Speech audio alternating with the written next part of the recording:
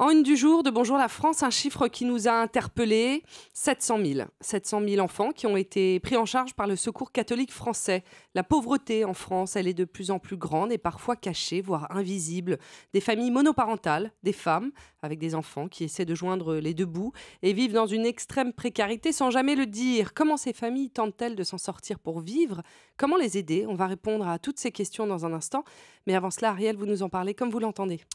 Nous ne pouvons plus aller et venir, convaincus d'appartenir à une société juste, civilisée, nous plaindre d'être débordés, rire dans les bars, partir en week-end, en laissant sur nos trottoirs mouillés des matelas où se pressent des familles, où des enfants dorment, à peine nourris, exposés à tous les dangers.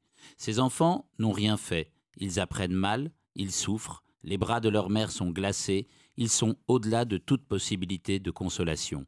Leur misère, criante dans une société d'abondance, est un mal absolu. Et contre ce mal, ne rien faire, c'est sortir de notre humanité et nous condamner, nous, à ne jouir vraiment de rien. La douleur des enfants nous accuse directement, elle nous désarme.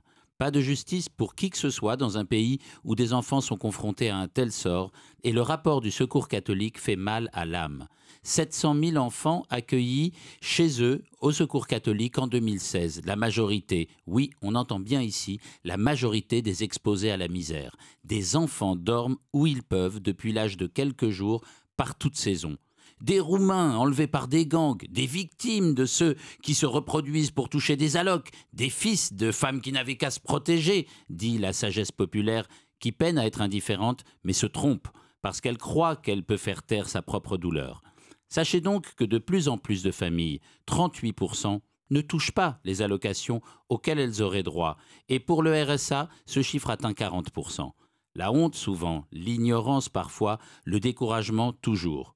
55% de ces enfants viennent de familles monoparentales. Les autres viennent d'unions encore stables, mais que le chômage de masse, les migrations hasardeuses et la crise de l'immobilier ont précarisé. La réalité de ces chiffres, nous l'avions déjà anticipé de nos yeux, dans nos rues. Ce ne sont pas des personnes qui deviennent pauvres, c'est toute une société dont aucun individu ne saurait s'extraire.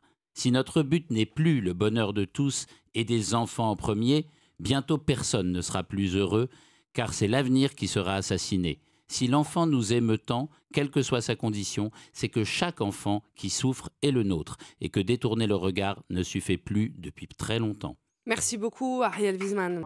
Europe